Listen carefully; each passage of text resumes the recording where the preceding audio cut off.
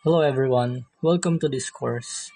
And ako nga pala si Natsukashi, a founder or the founder of the Metamorphs.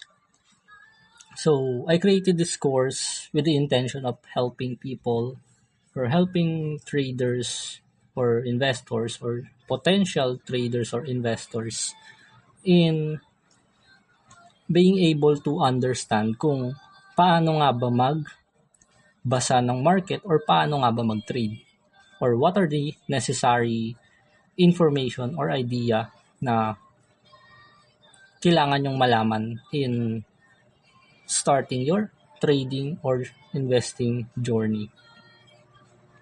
So before we start or before we dive or you dive into this course, itong course pala is merong 4 parts.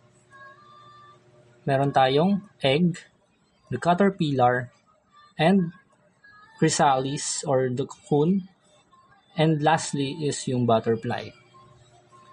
Now, every phases or every category has a meaning, especially since I'm very fond of symbolism. So, I thought na why not make it something na or make it a theme like something na would probably indicate or represent your journey. Kasi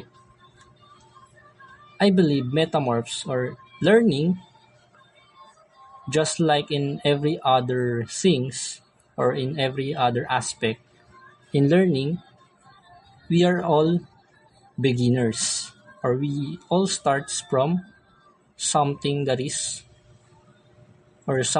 beginning, right? Hindi tayo nagiging magaling agad when it comes to a certain subject or a certain course, certain program. And in learning, we all go through different phases. Bago natin ma-master yung isang bagay, we have to go through a journey. And that's why I made this Discord, this course, and why I help people simply because I wanted to help. And I hope you learn something in this course. But before you start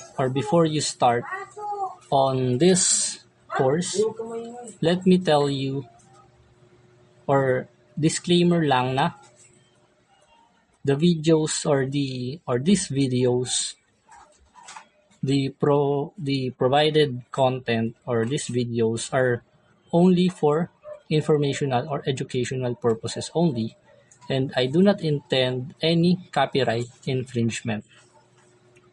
And itong course na to is based on my own or how I understood the market.